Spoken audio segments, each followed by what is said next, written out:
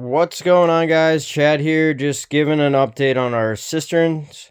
We I have a separate video on filling the cisterns and the bulkhead fittings and everything, but basically it branches on a 2-inch pipe that balances out the cisterns about 6 inches at the bottom, so that sediment goes settles at the bottom and then goes out to the main 2-inch pipe. Each cistern is connected with a 2-inch pipe, and then so it's gravity balanced at the bottom, and then it branches into a 1-inch pipe, comes in pressurized, not a lot of pressure, but it's somewhat pressure. You'd be surprised. I was surprised to see how little amount of pressure comes from a gravity fed cistern, full cistern, that's about 10 feet, about 8 feet above from where I'm standing. And it's got pressure, but not a ton, just a lot of volume. So it comes out here. We have an observation stem, so we can always see how high our water level is. It's currently about half full. You can kind of see it right there. And then we have our full marking there. So whenever we want to observe the water, we just turn that valve, and then it balances out, and we know how much water's in the cisterns. We're currently facing a freeze issue where in our sediment filter, where the tanks that are receiving the water are currently freezing. So I did a video on that a few days ago, just kind of figuring that out. I might run some insulation in that, or a heat, some kind of heat tape, or a livestock filter, or a livestock heater, which somebody recommended. It goes into a pre-filter before the pump. You never want to have sediment hit that pump. It will destroy that pump, or you have to take it apart if sediment gets in there, because these are vibrating. They have, like, I don't know exactly how they work, but it's like a vibrating gasket that kind of circulates its vibration, and that's what creates the pressure. There's not like an actual impeller in there. So if you get any sediment in there, it's going to interfere with that, and it's going to wreck the pump. So you have to make sure that you have a small pre-filter going into the pump, and then we have a check valve just in case the pressure tank backfeeds that. I've had that experience before. There should be a check valve in there, but I have had the situation where the pressure tank would drain because it was just backfeeding. Then it goes into a pressure switch. I believe that's a 3050 switch. Goes up into the 100 mesh filter, then goes down into a carbon filter, then goes into the main water sources for shower and sink, hot water, cold water. And then it goes into a ceramic filter, which is for the drinking water. It kills bacteria and stuff like that. And then it goes into a disinfection filter, which is, I highly recommend that. It's a quantum disinfection filter from, I believe, USA Water Systems. That did get rid of some odor and stuff. Now it's completely clean, the water is.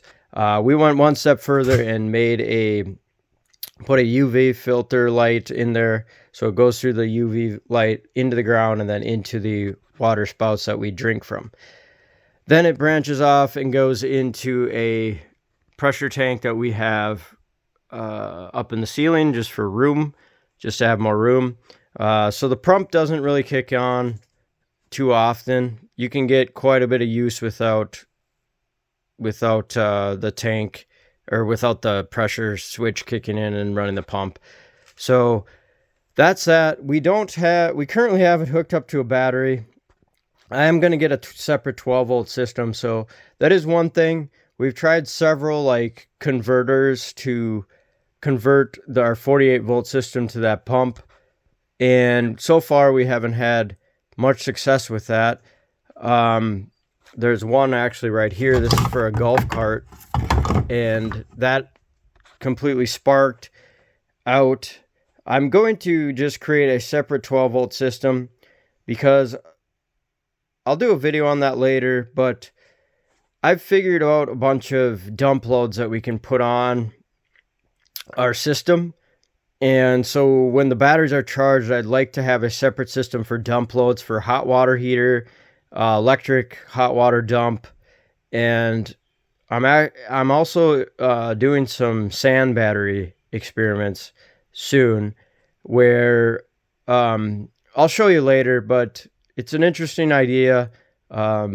This house stays really stable, so the only thing that I would mention is like when we've had like 20 days and 20 days and probably 3 days have been sun, so it's it doesn't get super cold in here, but I mean it gets a little chilly. Right now it's super comfortable and it's like 5 degrees out. It's supposed to get like 10 below zero, and which is fantastic. So the sand battery heaters is just an extra level of comfort, and I think it'll heat some thermal mass and also take out some humidity because it should be dry heat. So we are getting a wood stove in a few days. You can see like we have the vent for it already hooked up. That'll help just get humidity out of the house. Now, we also went one step further in the pantry here. So this is our drinking spout with all those filtration systems in. One thing that we've noticed is, going through all those filters, the pressure sucks on this valve. So we hooked up the entire system to a water tank. I think that's a 2.5 gallon tank. So it's increased the pressure dramatically. So like if I throw the spout, it's like perfect pressure for like 2.5 gallons. And once it drains, it'll get really low again. But highly recommend hooking up a separate little mini pressure tank. And then we go one step further and put this water into reverse osmosis for drinking.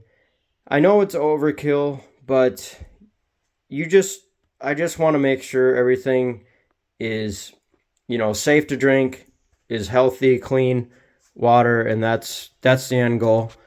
And so far, it's been fantastic. The water tastes great, and very happy with that. And I think adding that quantum disinfection filter has helped a lot.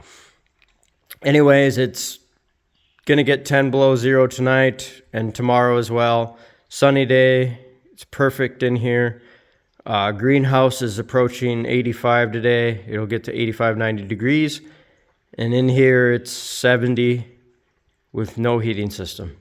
Take care.